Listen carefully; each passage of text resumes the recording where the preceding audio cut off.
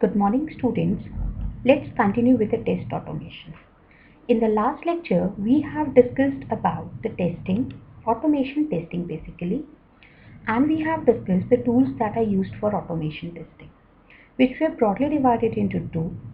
The one was one differentiation was made is like static testing tools and dynamic testing tools, while the other was based on the SDLC phases, and we have tools for all the four distinct phases of SDLC. Now today we will be studying about more about automation testing. See, now since we have so many tools, the question arises how to select a particular tool. So there must be several parameters that must be considered while selecting a particular tool. So commonly what are these factors? So first one is we must identify the need of the organization. Second, what is the project environment? Third, what is the current testing methodology? So these are the basic parameters that needs to be considered. That is need of organization, the project environment and the current testing methodology that is adopted in your project. Along with that, there are certain guidelines to select. The guideline says, first of all, match the tool to its appropriate use, because you have so many tools and they have several criteria and you have to use a tool depending upon its usage. Then second, select the tool to its appropriate SDLC phases, because we know that the testing is not limited to one phase, it is carried out throughout the cycle of SDLC. So accordingly you need to select the proper tool as per the phase. Then we must also select according to the skills of the tester. We know say X tool is good, right? And Y tool is somewhat mediocre level. But since our testers are skilled in that Y set of tools, so we will be using Y, will not hunt for X because we are not skilled enough in using that particular tool. So you have to check the skill set of the tester. Then select a tool which is affordable, definitely, since there is a big challenge of cost, right? We have a constraint. Customer has given a constraint of a cost. Accordingly, you have to effectively use that cost, right? So you can select an open source tool if the cost is less, but if the project or the customer supports you with the cost, you can go for any licensed tool also. So you have to select according to its affordability. Determine how many tools are required for testing the system. Now we have different things to be tested, or the parameters to be tested. So we require different tools for different parameters. Say for load testing you will be having different tool. For performance testing another tool. For regression testing some other tool. For functional testing some other tool.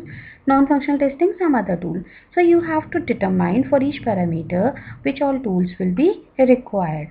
Then select the tool after examining the schedule of the testing. Right? So as per the schedule, how much time is required, when to carry out a particular testing, accordingly you are supposed to select the tool. Now, another important parameter is the cost involved in the testing tools. So where is the basically cost involved? Now we know that since you are going for automation and automation is not free, the cost is involved at different points. So we'll see how the cost rises while you're using an automation testing, right? Automated script development. Now automation testing is something where we have to write the script. Script is what? Right, a program written in any programming or a scripting language. So we do have to write that script. For example, JavaScript can be used, VB script can be used. So these scripting languages are there. You have to write these script to perform the testing. So automation is not automatically, exactly, it's not done automatically. You have to write the script, you have to automate those steps, and then it can be used repeatedly to carry out the testing. So manually you're going to write the test or the script, so ultimately cost will be involved in this. Then if you're using a new tool, definitely a training is also required. No one is perfect, no one know how to use all the tools, right? No one is perfect, I say. So ultimately whenever a tool comes in, you have to learn it or provide the training to the testers or the team so that they can effectively use it. So the cost is involved in that training also, because it can be outsourced, right? Paid trainings are there. Then configuration management. Now since you have so many you can say files and artifacts or the documents that are being released. So you have to manage all those deliverables. So configuration, the state of any document at a particular instant of time is known as configuration. For example, if I say SRS version 1.2 at T1 instant. So time T1, the state of the document of SRS is version 1.0. So some other instance, say T2 time instant, someone has made the change. So it could be now SRS version 1.1. It has changed now. So management is keeping all those changes, carrying out all those changes smoothly and maintaining the entire record. So configuration management tools are also available. Again, the cost is involved in that, in maintaining all those files and artifacts. Then learning curve for the tool. Learning curve for the tool means, say if any new complex tool comes in and you are supposed to use it, so you have to learn it. Now that learning process, it's not that you learn mugged up and everything is done. Learning, it's a complex tool, you have to learn gradually, you keep on learning, right? So that is learning curve, the gradual one, right?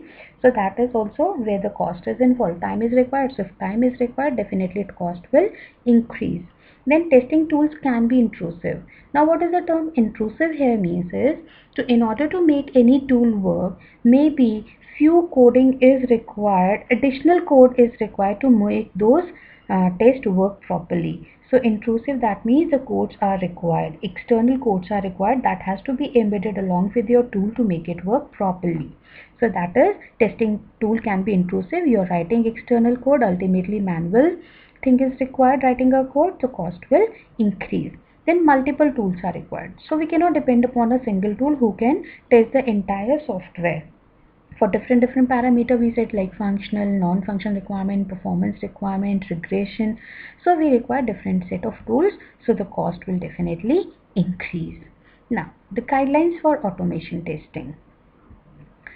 So what are the guidelines that we have to adopt? Consider building a tool instead of buying one if possible, right? So we have so many tools, but it is said for sake of simplicity and easiness, you should build your tool on your own. The tool should be developed or generated, right?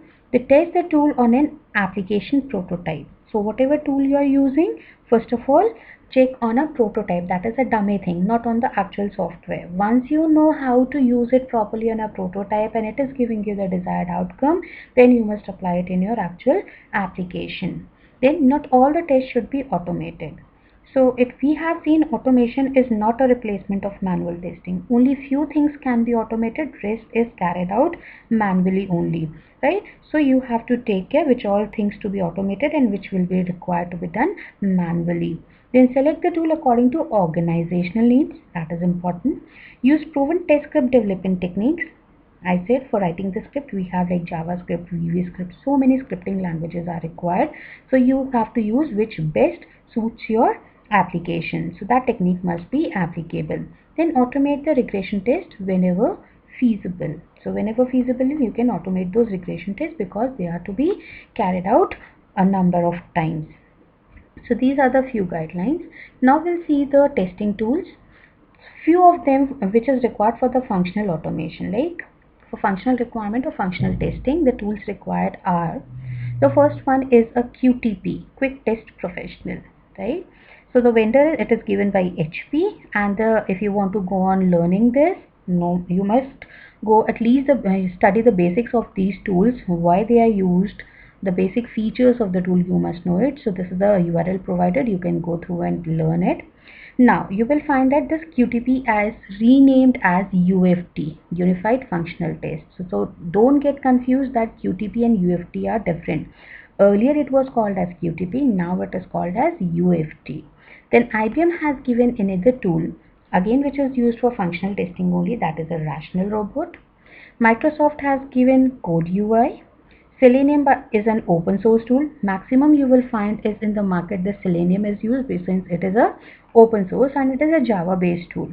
While if the cost like budget allows, then the company go for QTP. So maximum companies use Selenium due to its open source, the cost like it is free, while this is also widely used in the market. It is a standard tool. Then one more open source tools is AutoIT. So these are the 5 tools, maybe more. These are the few used for automation testing of functional requirement.